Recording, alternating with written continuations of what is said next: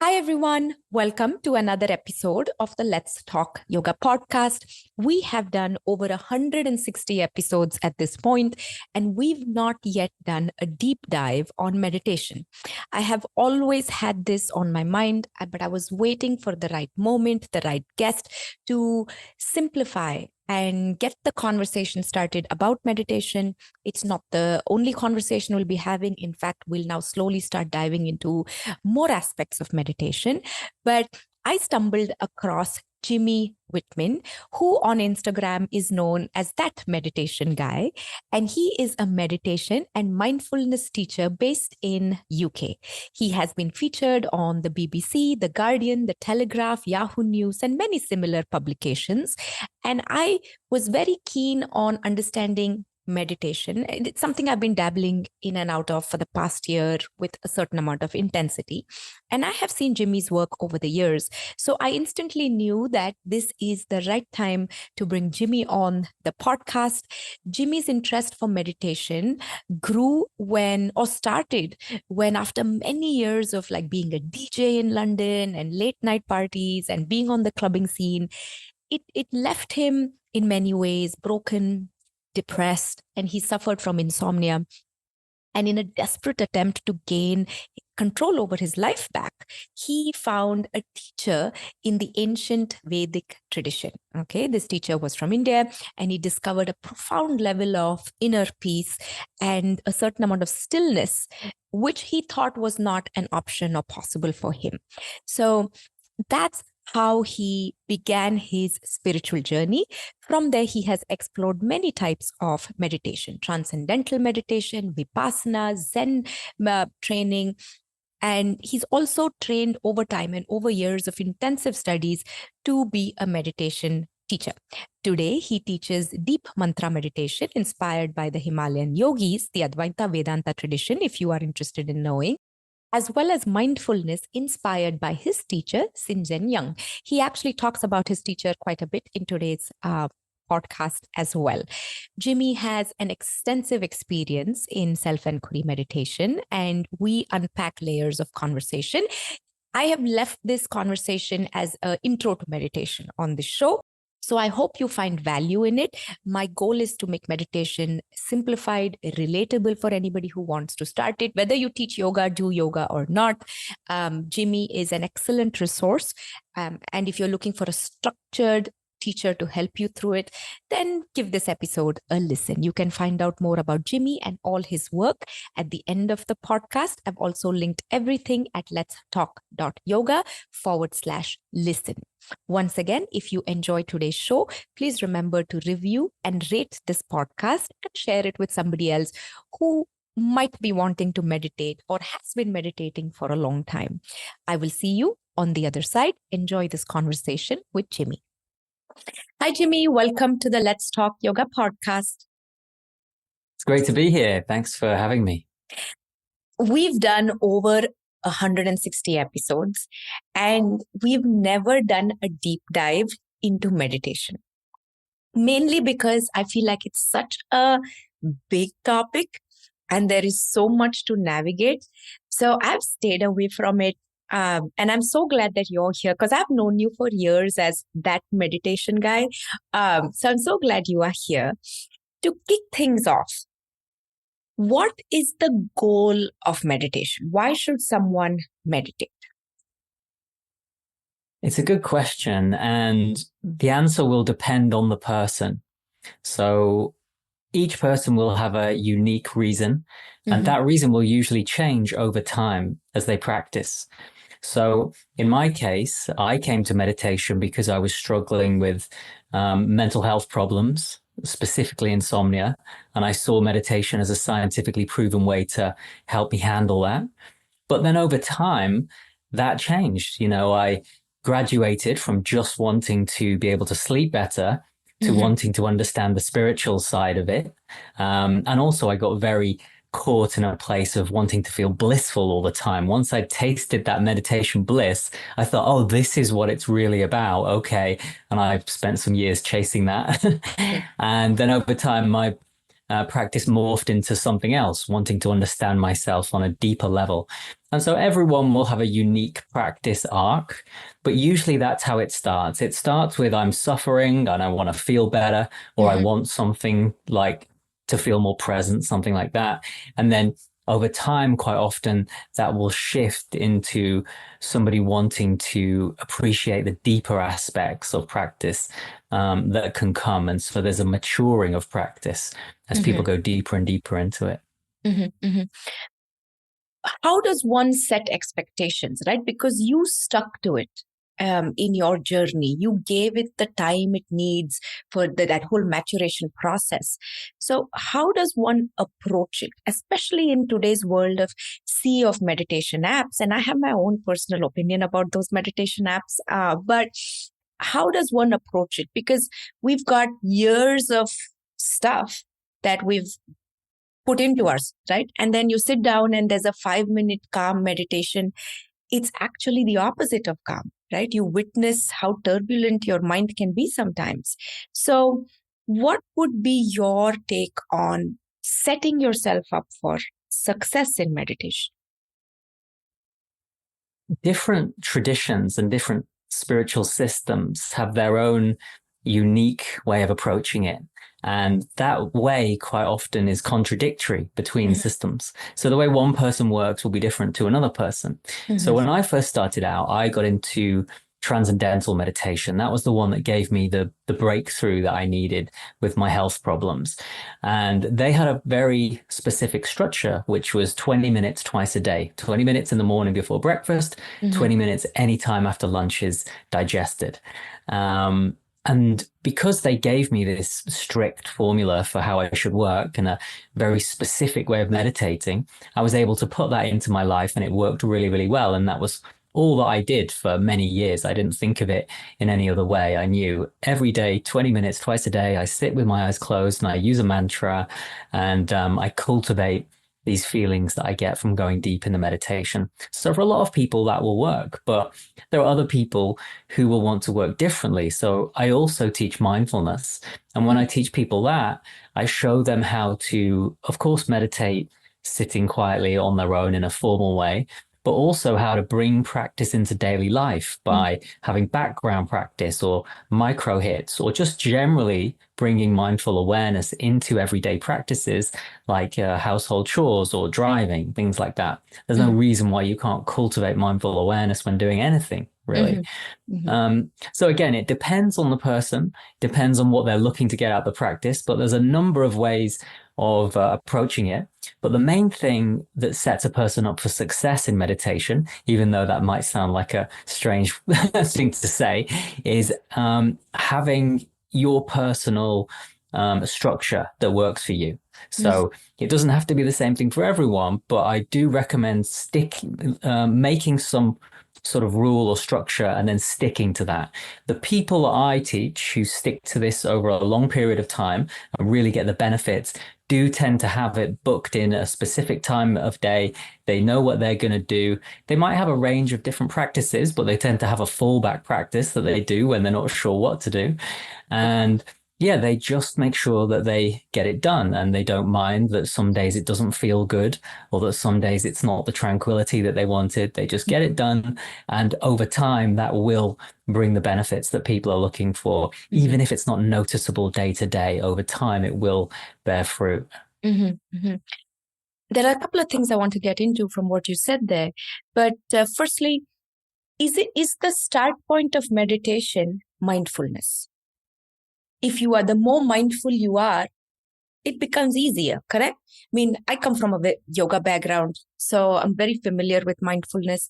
But for someone who's just starting off, would you put mindfulness first, or would you start working them towards meditation and then teach mindfulness along the way? I don't really necessarily see it that way. So if a person wants to learn mindfulness, I could definitely start them off that way. But some people come to me who have never done any meditation at all, and they just say, look, I just want to learn how to calm down. I want to learn how to calm my nervous system down and relax the thinking process. Okay, they probably don't use these words, but this is what they want. And so I'll say, okay, yeah, I'll teach you how to use a mantra just like I was taught many years ago. And in that kind of meditation, we're not really trying to be mindful so much as we're just using the mantra in an effortless way, just to allow everything to calm down. So it's almost teaching a person how to be effortless in general, but it's so difficult to simply do nothing that we give you a mantra and then we say, okay, here's a mantra, but now I'm going to teach you how to use it in such an effortless way that it's barely there at all. So you're barely doing anything. And so in that kind of meditation, you sacrifice a fair bit of the mindfulness, which means the sensory clarity and the equanimity and the kind of that wide awake feeling that you can have when you meditate. Will sacrifice a fair bit of that just to allow you to go deep with this mantra and allow the mind body system to be soothed and to fall into a state that's very relaxed. So yeah, it's like I say, it really depends on the person and what they're looking for. And of course, as I said, that will change over time as well. No, that's fair. I always like to think of it as mindfulness when your eyes are open, and when you're sitting down and doing a closed eyes practice, I put it as, for me personally, as meditation. There's something else you said a while ago about every day the experience can be different. Some days you walk out of it with clarity and feeling centered and grounded and calm. And there are other days when the experience is different, right? So how does one deal with the rough moments in meditation? Because I have a yoga studio for the past 11 years. I hear often that I can't meditate because my head is so busy. And then there's this conversation of that's exactly why you should meditate, right? And you have to notice what's going on to then sort through things. So can you talk a little more about, is the initial entry into meditation a little more rough and then it smooths out? Not necessarily, no. The problem there for the person who says they can't meditate because of the thoughts and things, the thoughts aren't really the problem. The problem is the perception that the thoughts shouldn't be there. So if you can get across to somebody that it's absolutely fine to be having thoughts, you're not the thinker of your thoughts in that you're not doing it, you're not doing anything wrong or something like that. The thoughts are just arising spontaneously because that's what our mind does. It's a thinking machine. And as you meditate, thoughts are going to come. And as you go deep in meditation, the thoughts can get very, very strange and it can get weirder and weirder, as I'm sure you've experienced. And all that's absolutely fine. Now, different practices and traditions and styles of meditation will have different ways of handling it. As we've talked about the mantra meditation, for example, in that case, you can just allow the thoughts to be there and gently favor the mantra above everything else. So all the craziness of the mind is completely allowed to go on. You're under no obligation to fix that or change that or suppress it in any way. You accept it, you allow it. But you gently focus, you don't even really need to focus on the mantra. You just favor the mantra above everything else and allow everything to be as it is. Now, in other styles of meditation, you might want to actually deconstruct the nature of experience and actually put thoughts under the microscope and see what they are and how they're arising. And that's what I would teach in mindfulness. So a person in that case, even if their mind is running crazy, well, they can say, okay, I will turn this craziness into the object of meditation, and they can look closely and deconstruct it. Okay, so what I'm experiencing is visual images flashing up on what seems to be a screen in my mind. Okay, I'm having visual thoughts, interesting. And you can notice the nature of them, whether they are static or colorized or black and white or moving or whatever, and where do they seem to be and what impact is that image having on my physiology. Also, you might notice that thoughts can also be verbalized. You might feel like you're talking to yourself, or it might be somebody else's voice in your mind, or it might be a song you heard earlier. So in this way of working, you might notice that, okay, thoughts can be a seeing experience, images in the mind, or a hearing experience, these sounds in the mind. But once I start to recognize that thoughts were arising in this way, now I've become the witness. I've got distance from it. I no longer will be tangled up in all of this craziness, but I will be standing back and just noticing how it's arising. So that's another way that we can just allow things to be as they are, but notice the way things are arising.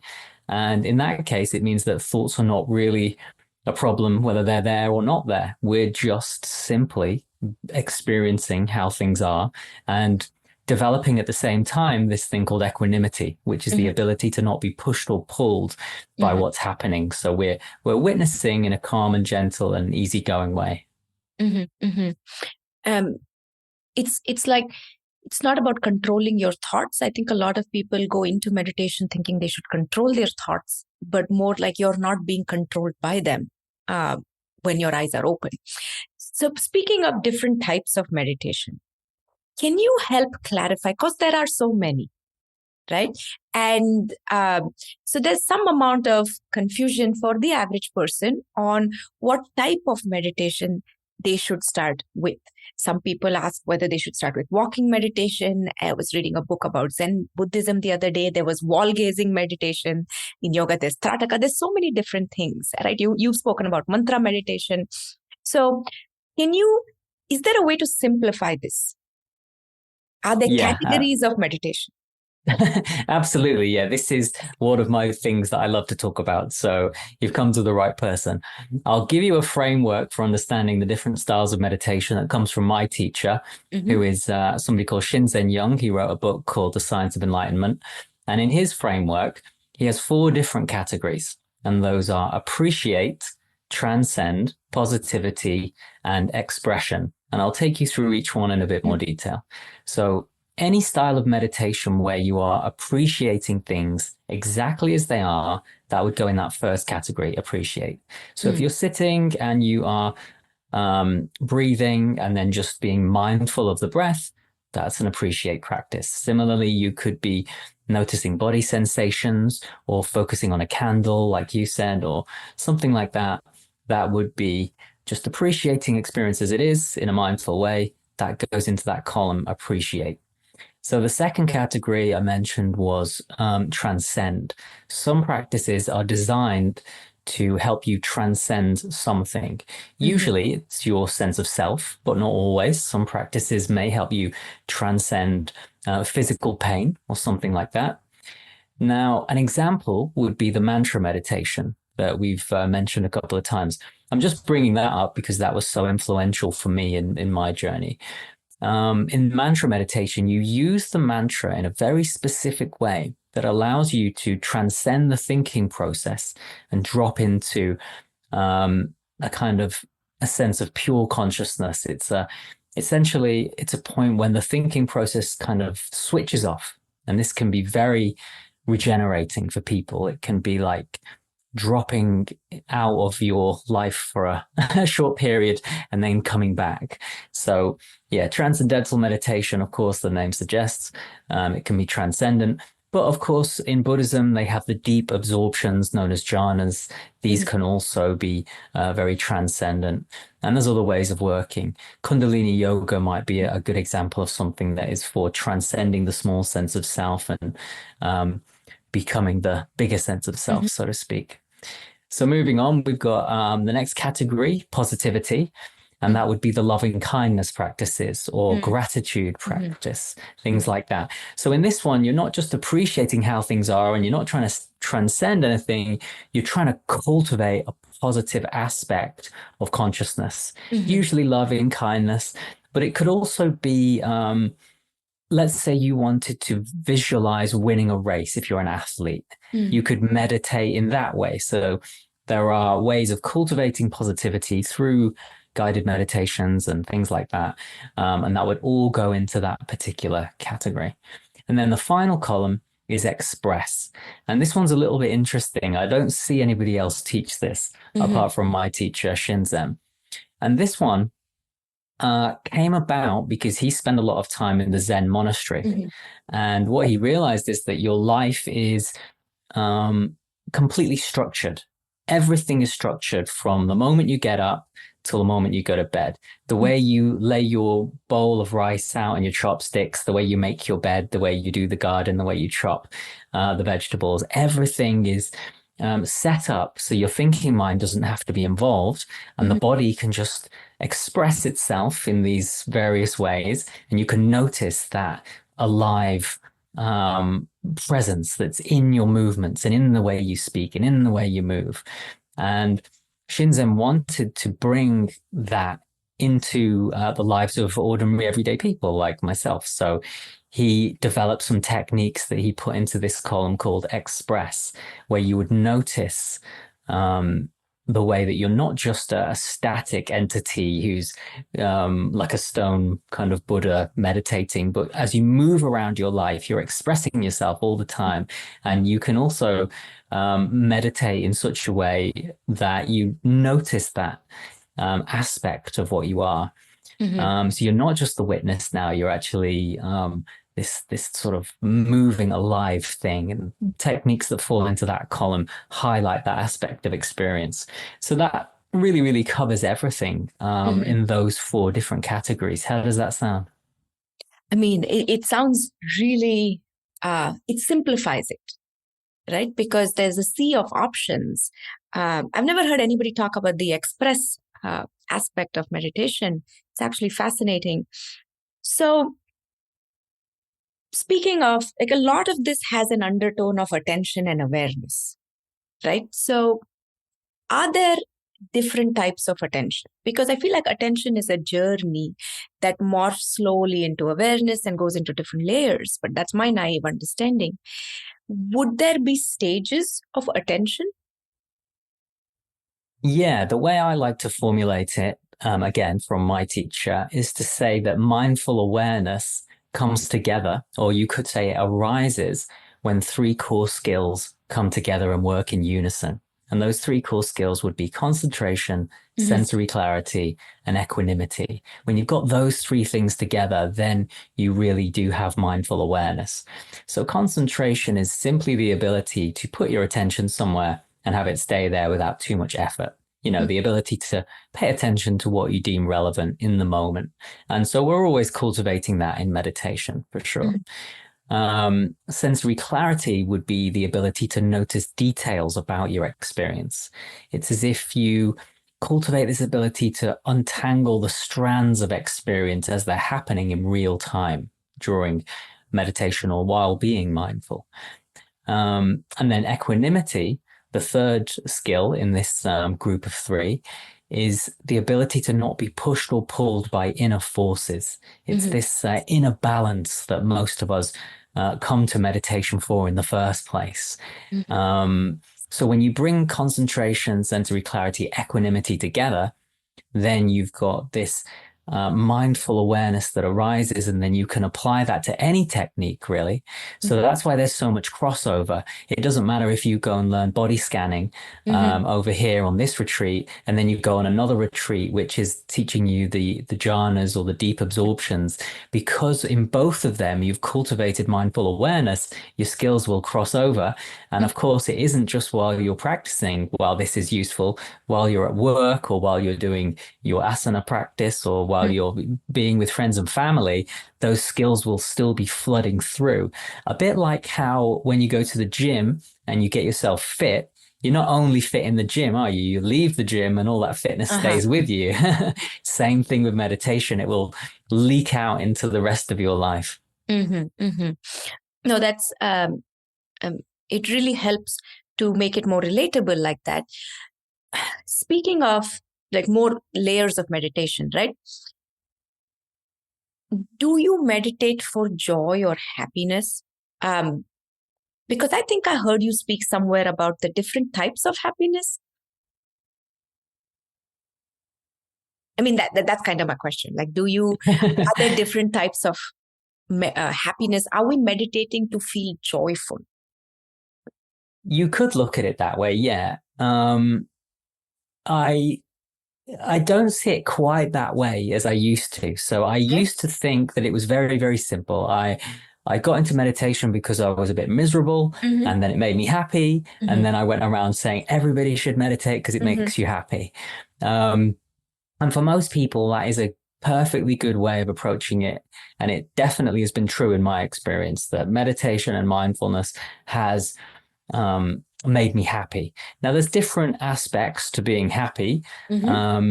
there is a happiness that arises just in general life as you're going about your life and interacting with people. And, this happens to me and it feels like good luck and I'm happy. This happens and it makes me sad. Meditation can deliver a kind of a stability that means that you are less caught in the ups and downs of life. There can be a sort of general stable baseline of feeling good, feeling positive, feeling happy, that can arise as practice develops and deepens. So that's really the equanimity part. And so if you've got the equanimity, you'll also have more joy, more happiness in your life as a natural side effect of that. But there's also something else that can happen in meditation as well, which happened to me, which is that at some point, happiness didn't become the main focus. Something else kicked in, which was a desperate desire to know the truth of what I am at a deeper level, to really understand fundamentally what the nature of consciousness was. And so I went through quite a long journey there where I was more than happy to sacrifice my bliss and my happiness and my feeling good in order to get the answer to these deeper questions. And so I wouldn't say it's as simple as meditation just to be happy, but at the same time, it certainly is one of the main benefits of meditating that most people experience. And how much time is needed to cultivate a steady meditation practice? I ask this because I personally don't, for myself, don't think 5-minute meditations do much to me. By the time I'm settled in, those 5 minutes are over. So in the sea of options, right, with 1 minute to something and another minute to bliss and calm or stress release, whatever it is being marketed as. So I always tell people like 5 minutes, 7-10 minutes, you're not really going to feel the effects afterwards. You have to slowly cultivate to sit longer. So what would be the bare minimum, Jimmy, for someone to feel some sort of a consistent build-up towards feeling the benefits of meditation? I'll give you the scientific answer, and that would be 12 to 15 minutes. Okay. And the reason for that is that, as I'm sure you know, and as I'm sure your listeners know, we have this thing called the fight or flight response. And this is triggered when we feel like we are under threat. And most of us will go through life feeling some low-level sense of threat. A lot of the time, just because work schedules and all the pressures of life generally, and all the things that we've experienced in the past. So in order to shift out of that into another way of being, we can flick this biological response called the relaxation response, which is the opposite trigger to the fight or flight response. And that tends to kick in meditation around the 12 to 15 minute mark.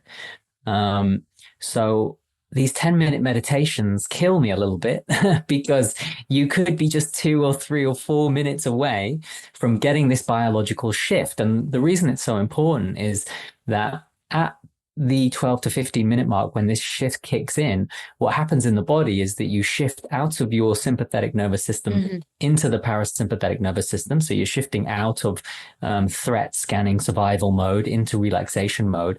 And what that really means is that the hormones in your bloodstream, like cortisol and adrenaline, that make you feel stressed and angry and worried about things, they can be removed from the bloodstream. And what's introduced is new, what I call happy hormones, like serotonin and oxytocin and things like that, which make you feel happy, loved, rewarded, and if you're lucky, even maybe a bit blissed out. So if you're meditating twice a day for, say, 20 minutes, which is how I started, there's a high chance that you're going to be flicking that biological switch twice a day. And that means that your whole day can be infused with those happy feelings that come from meditation. And you'll also be regularly washing out of the bloodstream those chemicals which are useful to keep you active and going and getting through life. But you don't want to have them in your bloodstream all the time. So being stressed is okay, but staying stressed isn't okay. And these hits of meditation twice a day make sure that you keep yourself in a really balanced, easy place. So that's why I like 20 minutes twice a day. But if you can't do that, try 15 minutes. That's pretty helpful too.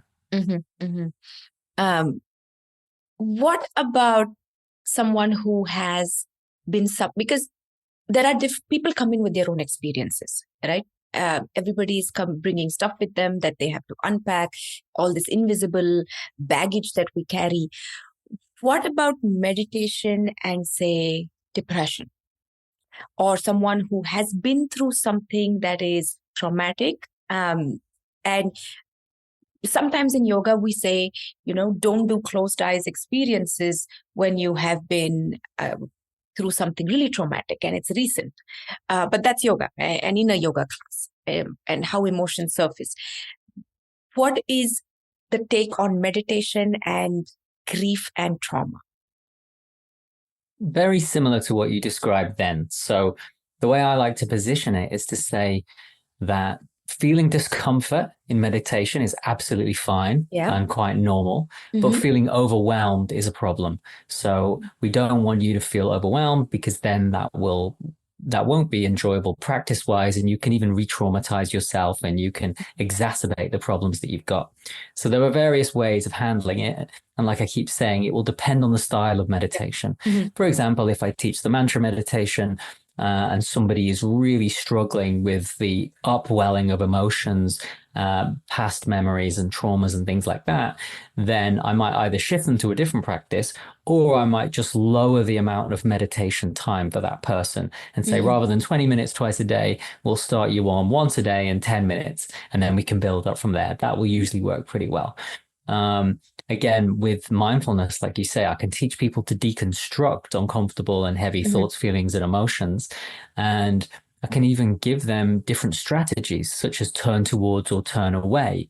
If you're having a traumatic memory come up and you feel strong enough to handle that, you can turn towards it, deconstruct it, fully feel it, integrate it, experience it, if you feel strong enough to. But if you don't, you can also take your attention, you can allow it to be there, but in order to de-emphasize it and put it to the background of experience, you can take your attention somewhere else in the body. So with mindfulness, you can give people more options, and then they have more skillful ways of handling things. So it really depends on the person. But the main thing is to keep a person within their window of tolerance. If a person understands that they have a window of tolerance and they need to stay in it, then that's very empowering. And we definitely don't want people pushing through and having some kind of an endurance exercise in their meditation, because that can be storing up trouble for later on. No, that's wonderful clarity.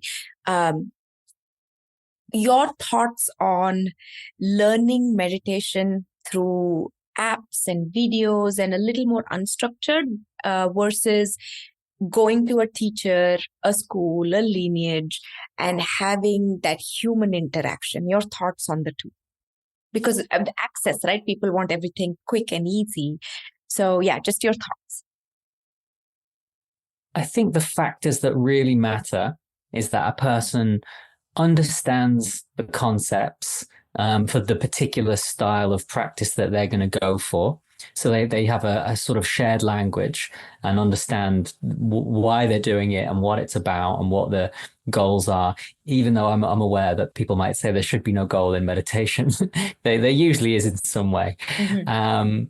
And so when you've got the concepts, then of course you need the correct practice. And then ideally, you'll have somebody that you can go to, a teacher who will be able to give you feedback on how it's going. And then if there's a support system around that, a community, then great. But you don't necessarily need that. The problem with doing random guided meditations that you find on apps is that you might chill out and relax, but there's no sense of where this is going. And for most people who take this seriously, there is quite a strong sense of there being a journey, and that journey tends to unfold in stages that are similar for everybody. So you really can feel like you're on a journey. For some people, it's a healing journey or a mental health thing. For other people, it's a spiritual journey. For some people, it's all of that, and it morphs from one thing to the other. And then, of course, there can come a point when there's a big shift where the idea of it being a journey sort of evaporates. But it certainly feels like that before you get to that big shift. Which is why quite often in meditation, people use the phrase pathless path or the gateless gate, because once you cross over that boundary, the idea of a path suddenly evaporates. But while you're working towards it, there's nothing wrong with feeling like you are on a journey and that you are on a path. And that's very normal. And it's nice to be able to have somebody that you can speak to as you go through that journey, because there are lots of cul-de-sacs and wrong turns that you can go down. There are all sorts of distractions that can arise that seem so interesting and so cool. But if you go down those routes, you can spend years basically just looking at the scenery and forgetting about the fact that there are better things ahead if you can just navigate your way through the process in a more skillful way. So yeah, understanding the concepts, having the correct practice, actually doing it, and then getting some feedback is really the ideal scenario for somebody who's serious about this stuff. No, that's wonderful, because I feel like the more structure you give it, and I use the word structure, but the less effort, right? The more effort you have to put in, because there is effort in meditation and trying to stick to it and do it in a certain way. So that structure and having that guide will just make it easier. So there's one last question I want to ask you. Should have asked you this earlier in the conversation because it came up so many times. But I know if I end this interview without asking you, I'll be thinking about it later. You spoke so much about mantra meditation, right? How does someone choose their mantra? Now, from the background I come from, you don't pick the mantra is given to you. But that's the background I come from. So for people listening, how do they start understanding mantra meditation? Do they just pick one? Do they go to someone like you who will help, which I think would be the easiest way to go? How would someone approach it?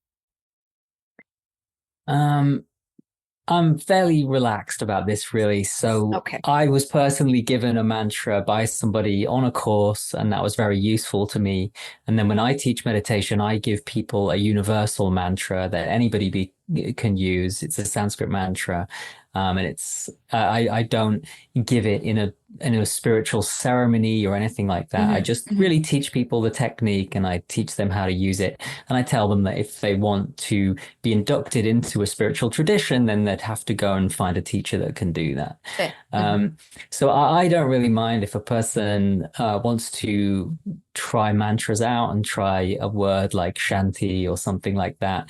That's absolutely fine. But really, the big change with mantra meditation will come when a person knows the technique of how to meditate on the mantra, because it's the using the mantra in an effortless way, which is usually what shifts the consciousness. Most people I find who do the mantra meditation are concentrating too hard on the mantra, and then it creates a lot of tension in the mind, and it can rev things up, and same with the nervous system. So yeah, it's learning how to use the mantra in an effortless way, and then also, as that starts to have its effects, getting some feedback on how to navigate those effects and what's happening, things like that. So there's a number of things that need to be sort of addressed. But I don't necessarily think that a person needs to have a specific mantra given to them by somebody, and they certainly don't need to pay for it. If a person wants to experiment with words that resonate with them, then that would be okay. But yeah, there certainly can be benefits from getting one from a teacher, because that's what happened to me, and that changed my life. So, so yeah, I'm fairly relaxed about the whole thing. Okay, no, that I wanted to ask you this earlier in the conversation, but I was like, I'm not finishing this one without getting your take on the mantra. So, Jimmy, can you tell people where they can connect with you? You teach meditation courses often, so can you tell the listeners how they can learn meditation from you? Sure, yeah. You can find my website at delvedeep.com. And you can also find me on Instagram as That Meditation Guy. I'm fairly easy to find on there. And mostly, if anybody wants to learn meditation with me, I teach two different courses. One is called Deep Calm, and that's the mantra meditation. And the other one is called Deep Insights, which is a mixture of mindfulness and other techniques, which relates back to that framework I gave you earlier with the various different categories. We try different things within the categories. And that's like an 8-week journey that evolves over time. So yeah, it really depends on what a person wants. If a person wants to relax, then the Deep Calm. If a person wants to sort of get insight into the nature of who and what they are, the other one. But if anybody has any questions about this, they can always message me. And I have some free guided meditations on YouTube and things like that too. Wonderful. I will put all of this in our show notes at letstalk.yoga. Thank you, Jimmy, for being here, for helping us understand meditation a little more clearly, and for the volume of work you put out so we can manage our minds a little more effortlessly. Thank you. Thank you. Yeah, it's been really nice speaking to you. As always, thank you so much for listening. I am offering a free sequencing masterclass in November. The link to sign up to that is available only through my newsletters. So make sure you don't miss being on the newsletter. I send out the newsletter at the first or second date every month, and the next one will be going out in October. The link is in the show notes. I will see you soon. Until then, enjoy your practice. Take care. Bye-bye.